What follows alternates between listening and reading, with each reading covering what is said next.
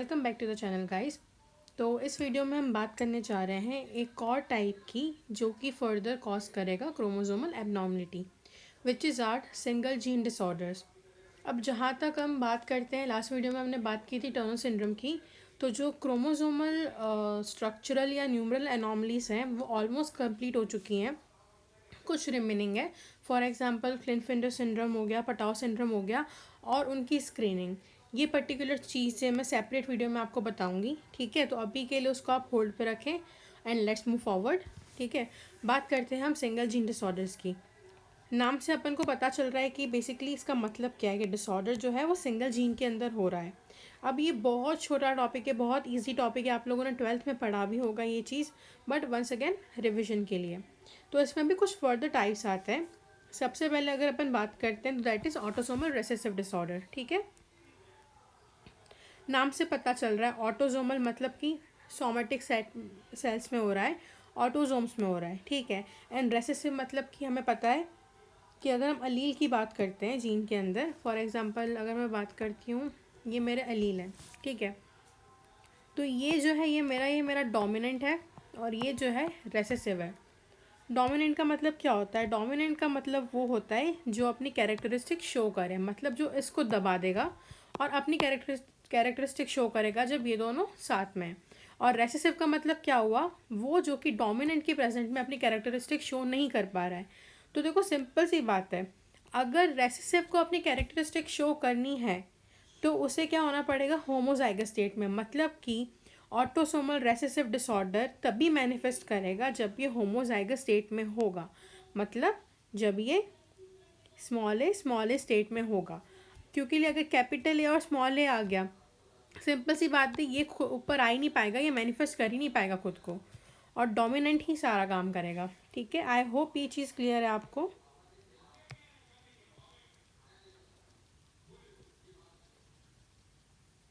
Okay, सो एक और point पे आते हैं। बेसिकली लेट सपोज कि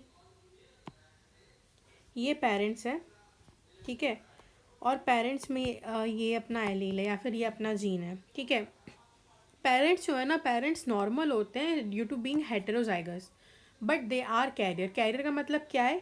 कैरियर्स वो होते हैं जिनमें खुद में तो कोई दिक्कत नहीं है, बट वो पर्टिकुलर डिजीज़ आगे ट्रांसमिट करेंगे, ठीक है। मतलब वो लेके चल रहे हैं, they are carrying that disease, okay. और मेनली ये जो ऑटोसोमल रेसेसिव डिसऑर्डर है ना, ये मेनली अफेक्ट करती है एंजाइम के सिंथेसिस को, जिसकी वजह से मेटाबॉलिज्म के डिसऑर्डर्स आगे जाके होते हैं, ठीक है। एंजाइम के सिंथेसिस नहीं होने देगी, मेटाबॉलिज्म सही से नहीं होगा। आई होप ये क्लियर है। और सबसे सबसे इम्पॉर्टेंट चीज़ इसके अंदर ये आती है कि this particular type of disorder is really common in consanguinity और marriage in close community. Basically consanguinity का मतलब ये होता है कि सेम फैमिली में आप मैरिजेस करा रहे हो, क्लोज कजिन्स में अगर आप मैरिजेस करा रहे हो, ठीक है।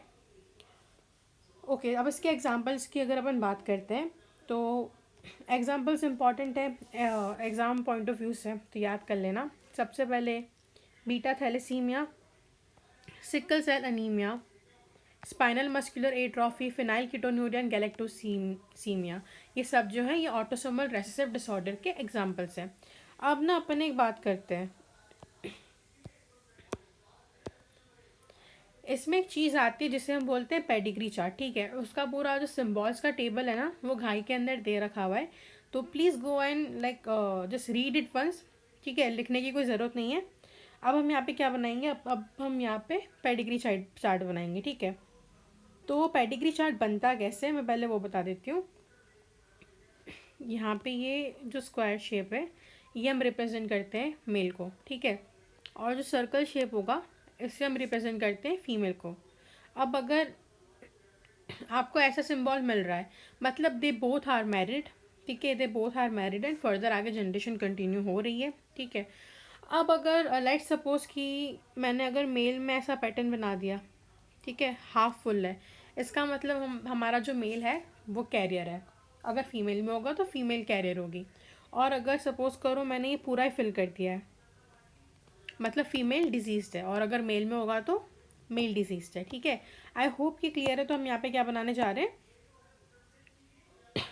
पेडिग्री चार्ट, ठीक है। लेट सपोज ये फर्स्ट जनरेशन है, सॉरी, ठीक है, लेट सपोज ये फर्स्ट जनरेशन है, ये मेल है, ये फीमेल है, ठीक है। अब ये क्या है, ऑटोसोमल रेसेसिव डिसऑर्डर। हमने यहाँ पे बात की थी कि पेरेंट्स यूजुअली हेट्रोजाइगस स्टेट में होते हैं, ठीक है, कैरियर्स होते हैं, ओके। तो लेट सपोज कि अगर यहाँ पे फादर में कैपिटल ए स्मॉल ए है, ठीक है, और मदर में भी कैपिटल ए और स्मॉल ए है, सपोज करते हैं। तो अब यहाँ पे प्रोबेबिलिटी क्या होगी, लेट सपोज कि इनके 4 बच्चे हो रहे हैं, ठीक है, एक मेल फीमेल, मेल फीमेल, क्योंकि हमें पता है मेल और फीमेल होने की प्रोबेबिलिटी इक्वल होती है। पहला सिनेरियो कंसिडर करते हैं कि फादर से भी कैपिटल ए आ रहा है, मदर से भी कैपिटल ए आ रहा है, तो जो फर्स्ट चाइल्ड होगा वो नॉर्मल है, कंसिडर कर लिया। दूसरा सिनेरियो कंसिडर करते हैं कि फादर से भी कैपिटल ए आ रहा है और मदर से स्मॉल ए आ रहा है, ठीक है। तो ये वाला जो सिनेरियो है इसमें क्या होगा, बच्चा नॉर्मल होगा but it will be carrier. Next scenario में भी ये होगा, मदर से कैपिटल ए आ रहा है, फादर से स्मॉल ए आ रहा है, similar, normal but carrier. Last scenario क्या होगा कि फादर से स्मॉल ए आ रहा है, मदर से भी स्मॉल ए आ रहा है, मतलब कि ये जो बच्चा होगा ये अफेक्टेड होगा। लेट्स से ये वाला, ये जो है, this baby girl is going to be diseased और अफेक्टेड, ठीक है। ये हमारा स्मॉल ए और स्मॉल ए है, ठीक है, तो ये जो होगा अफेक्टेड होगा। तो अगर आपको एग्ज़ाम में क्वेश्चन आता है कि ये पर्टिकुलर पेरेंट है और इनमें ऑटोसोमल रेसेसिव डिसऑर्डर के ट्रेट हैं, ठीक है, तो क्या प्रोबेबिलिटी होगी कि जो इनके फर्दर जो चाइल्ड होंगे वो अफेक्टेड होंगे, और क्या प्रोबेबिलिटी होगी कि इनके जो चाइल्ड होंगे वो नॉर्मल होंगे, ठीक है। तो बेसिकली दिख रहा है हमें कि 1 out of the 4th is affected, ठीक है, तो 1 out of the 4th child will be affected. So basically अगर 100 में से बात करें, देयर इज़ अ 25% प्रोबेबिलिटी कि एक चाइल्ड जो होगा वो अफेक्टेड होगा, और बाकी तीनों चाइल्ड जो हैं दे आर नॉर्मल, ठीक है। अगर बात करें कि कैरियर की प्रोबेबिलिटी कितनी है, तो बेसिकली कैरियर की प्रोबेबिलिटी क्या है, 2 आउट ऑफ 4th प्रोबेबिलिटी है अपनी कैरियर होने की, ठीक है। आई होप ये क्लियर है, मुझे पता है बहुत मैसी पेडिग्री चार्ट है। Okay, so now let's move forward and talk about autosomal dominant disorder, ठीक है। तो देखो नाम में ही दे रखा हुआ है कि डोमिनेंट डिसऑर्डर है, तो मतलब क्या है कि अगर ये मेरा कैपिटल ए और स्मॉल ए कंसिडर करते हैं तो हमारा जो ट्रांसमिशन है वो कैपिटल ए से हो रहा है, मतलब कि डोमिनेंट से हो रहा है। तो सिंपल सी बात है, कॉमन सेंस हमें ये बताता है कि कोई ना कोई पेरेंट अफेक्टेड होगा इस केस में। रेसेसिव में क्या पढ़ा था अपन ने कि पेरेंट्स जो होंगे वो कैरियर होंगे, ठीक है। वन मोर पॉइंट मैं आपको रेसेसिव में बताना ये भूल गई थी कि रेसेसिव ट्रांसमिशन के लिए दोनों पेरेंट्स का कैरियर होना नेसेसरी है, ठीक है। डोमिनेंट पे वापस आते हैं, तो बेसिकली यहाँ पे कोई ना कोई पेरेंट अफेक्टेड होगा, दोनों भी हो सकते हैं, कोई दिक्कत नहीं है, बट हाँ एक ना एक पेरेंट अफेक्टेड होगा ही होगा। उसके बाद दूसरी इम्पॉर्टेंट बात ये है ना कि ये जो ट्रांसमिशन है ये सेवरल जनरेशन से चलता है, मतलब वर्टिकल ट्रांसमिशन है, ये जनरेशन टू जनरेशन चलेगा, ठीक है। अगर फर्स्ट जनरेशन में तो सेकंड जनरेशन में भी होगा, थर्ड जनरेशन में भी होगा, बट ऑटोसोमल रेसेसिव में ऐसा नहीं होता है। ऑटोसोमल रेसेसिव में जनरेशन स्किप हो सकती हैं, ठीक है। अब एक और चीज़ पे अगर अपन आते हैं, अपन ने वहाँ पे पढ़ा था ऑटोसोमल रेसेसिव होमोजाइगस स्टेट में ही सिर्फ आता है, ये हेट्रोजाइगस स्टेट में भी खुद को शो कर सकता है। सिंपल सी बात है यार, डोमिनेंट है, डोमिनेंस दिखाएगा अपनी, अकेले होगा साथ में होगा डजेंट मैटर, खुद के कैरेक्टरिस्टिक्स शो करेगा ये, ठीक है। अब वन मोर थिंग, अगर पेरेंट्स नॉर्मल हैं, ठीक है, और जो उनका चाइल्ड है he is the first one to be affected, he और she is the first one to be affected, तो उसे हम बोलते हैं डी नोवो, ठीक है। मतलब कि अगर जनरेशन से नहीं आ रहा है और वो चाइल्ड अपनी फैमिली में पहला है जिसको वो डोमिनेंट डिसऑर्डर है, तो that is known as de novo, ठीक है। अब जो ऑटोसोमल डोमिनेंट के लिए जो होमोजाइगोट्स होते हैं ना, दे यूजुअली डाई प्रीनेटली, ठीक है। इसका मतलब ये है, फॉर एग्जांपल होमोजाइगोट्स का मतलब क्या हो गया, same for autosomal dominant disorder, मतलब कि जो फीटसेस या फिर जो भी बेबी हैं, जिनमें कैपिटल ए और कैपिटल आएगा they usually die prenatally, they usually don't survive. ठीक है, इसका एक एग्जांपल है हमारा एक कॉन्ड्रोप्लेशिया। ये एक पर्टिकुलर कंडीशन है जिसमें ये चीज़ हमको देखने को मिलती है। ठीक है, तो याद रखना। उसके बाद ना, इवन तो इसमें क्या होता है कि वेरिएबिलिटी बहुत ज़्यादा है। ठीक है, सपोज करते हैं कि अगर एक ही फैमिली है, उसमें चलो भाई बहन है, दोनों को अगर सेम डिसऑर्डर है तो उसमें भी हमें बहुत ज़्यादा वेरिएबिलिटी देखने को मिलेंगी। जो अफेक्टेड लेवल होगा ना अफेक्ट होने का, वो दोनों में सेम नहीं होगा बेसिकली। तो इसे हम बोलते हैं वेरिएबल एक्सप्रेसिविटी। ठीक है, फॉर एग्जांपल न्यूरोफाइब्रोमेटोसिस में ये देखने को मिलती है। ओके, अब ये क्यों होता है? सिंपल सी बात है कि ये डिपेंड करता है कि अल्टरेशन कितना है जीन में, सिवियरिटी कितनी है अल्टरेशन की। ज़रूरी नहीं कि अगर एक के अंदर 100% अल्टरेशन है तो दूसरे के अंदर भी 100% होगा। एक के अंदर 100 होगा तो दूसरे के अंदर भी 50 होगा। जितना परसेंट अल्टरेशन उतना परसेंट म्यूटेशन, उतना परसेंट हमारा ट्रांसमिशन या फिर डिसऑर्डर दिखेगा हमें। ठीक है, तो ये वही बोल रहा है कि sometimes it can lead to total disruption while other time altered gene can still function its part. ठीक है, एग्जाम्पल की बात करते हैं यहाँ पे। तो अभी बताया था neurofibromatosis type 1 and 2, एकॉन्ड्रोप्लेशिया, Marfan syndrome. ये 3 चीज़ें आपके लिए याद रखना बहुत इंपॉर्टेंट है। ये 3 एग्जाम्पल अगर आप याद रखते हैं तो भी इनफ है। Further tuberous sclerosis and brittle bone disease. ठीक है, अब हम फर्दर आ जाते हैं इसके पेडिग्री चार्ट पे। यहाँ पे इस केस में क्या हो रहा है कि जो हमारा फादर है ना, फादर अफेक्टेड है। ठीक है, तो ये वाला जो ए है ये अफेक्टेड है एंड मदर इज़ नॉर्मल। तो सिंपल सी बात है, ट्रांसमिशन क्या होगा? ट्रांसमिशन में चलो ये वाला केस है, इसमें ये अफेक्टेड होगी। दोनों यहाँ पे शो कर रहे हैं। ठीक है, ये भी अफेक्टेड है और ये नॉर्मल है। तो बेसिकली, सॉरी मैं यहाँ पे लिखना भूल गई, ये नॉर्मल सिनेरियो है। तो बेसिकली क्या होगा इन केसेस में ना, जैसे इस ये पर्टिकुलर केसेस में 50% बच्चे अफेक्टेड हैं। ठीक है, 50% बच्चे नॉर्मल हैं। ओके, अब फर्दर बात करें, ये अफेक्टेड सन था। अफेक्टेड सन ने फर्दर क्या कहते हैं, फर्दर मैरिज करी, फर्दर जनरेशन आगे बढ़ाई। अगेन प्रोबेबिलिटी कि बच्चा अफेक्टेड हो सकता है और अफेक्टेड नहीं भी हो सकता है। ठीक है, तो यहाँ पे एक चीज़ बस मुझे आपको दिखानी थी कि जो ट्रांसमिशन है ना वो वर्टिकल ट्रांसमिशन है। फादर अफेक्टेड था, फर्दर नेक्स्ट जनरेशन में सन भी अफेक्टेड है और उसकी नेक्स्ट जनरेशन में उसकी डॉटर भी अफेक्टेड है। तो यहाँ पे जो ट्रांसमिशन होगा वर्टिकल ट्रांसमिशन होगा, जनरेशन स्किप नहीं होगी। कभी भी कंफ्यूज मत होना, ऑटोजोमल डोमिनेंट में कभी भी जनरेशन स्किप नहीं होती है। ठीक है, आई होप ये क्लियर है। ओके, सो अब बात करते हैं अपन एक्स लिंक्ड रिसेसिव की। बहुत प्यारा सा छोटू सी चीज़ है ये, बहुत आसानी से समझ आ जाएगी। इसके लिए अपन ना डायरेक्टली पेडिग्री चार्ट पे मूव करते हैं। ठीक है, अब देखना ना यहाँ पे हमने क्या किया है, हमने यहाँ पे लिया है कि जो मदर है या फिर जो फीमेल है वो यहाँ पे कैरियर है। ठीक है, अब एक चीज़ नोटिस करना कि अगर यहाँ पे फादर से ट्रांसमिशन आ रहा है तो फादर हमेशा अफेक्टेड होगा बेटा। क्यों अफेक्टेड होगा? क्योंकि लिए फादर में हमें पता है XY क्रोमोसोम होता है। ठीक है, तो यहाँ पे ये सिंपल सी बात है, अगर ये हमारा अफेक्टेड है तो ये शो करेगा ही करेगा ना। ठीक है, बट अभी हमारे केस में हम क्या कर रहे हैं, मदर को कैरियर ले रहे हैं। तो मदर में 2 X क्रोमोसोम होते हैं हमें पता है। तो एक जो होगा, एक X क्रोमोसोम हमारा नॉर्मल रखता है और एक X क्रोमोसोम जिसे हम X' बोल रहे हैं वो हमारा म्यूटेंट रखता है।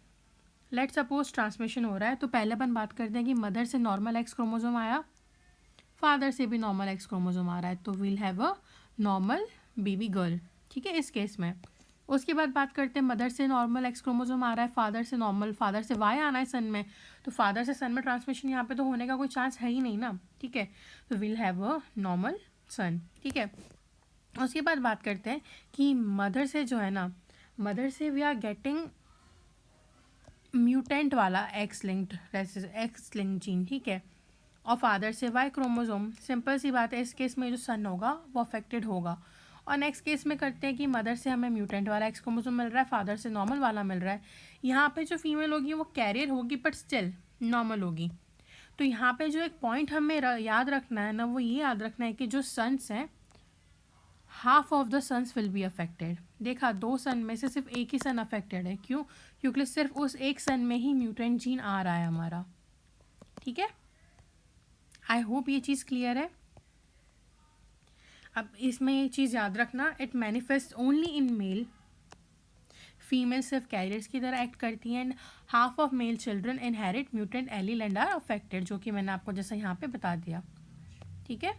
अब अगर ये मेल फर्दर जाके मैरिज करता है, इसकी शादी होती है, फर्दर अगर इसके बच्चे होते हैं, तो अगेन प्रोबेबिलिटी यही होगी इसमें, अगर एक्स लिंक रिसेसिव है और ये एक्स लिंक रिसेसिव अगर डॉटर को दे रहा है, ठीक है, डॉटर कैरियर ही होगी, डॉटर अफेक्ट तब तक नहीं होगी जब तक मदर भी कैरियर पड़ती है, ठीक है।